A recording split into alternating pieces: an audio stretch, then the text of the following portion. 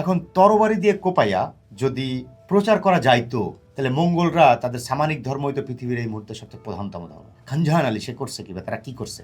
এখানকার জনগণের সাথে মিশছে। এখন জনগণের সাথে মেশা এত ইজি না।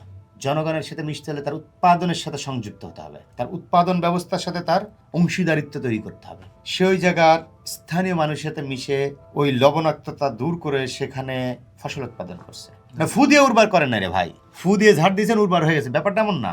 সে এখানকার ভূমির সাথে মিশে, এখানকার ভূমিপুত্রদের সাথে মিশে সেই জায়গাকে পাথুরে ছিল, অনুর্বর ছিল, সেটাকে উর্বর করছে। দ্যাট ইজ ওয়াই সে আস্তে আস্তে আস্তে আস্তে পীর হয়ে উঠছে, সুফি হয়ে উঠছে। এবং যখন সে মানুষের মন জয় করতে পারছে, তখন মানুষ অটোমেটিক তার যে কৌম বেস সোসাইটি ছিল, কৌম বেস সোসাইটি থেকে আস্তে আস্তে ধীরে ধীরে ইসলামের দিকে আসছে। ব্যাপারটা এরকম না যে সে ইসলাম প্রচার করার নিয়তে আসছে, নিয়তে আসলে ইসলাম প্রচার হইতো না। আর ব্যাপারটা এরকমও না যে তরবারি এনে কান্দের উপর ধরে কেছে তুই কালকে তুই মুসলমান, নাহলে তোরা কিন্তু কোবাই কেটে ব্যাপারটা এমনও না।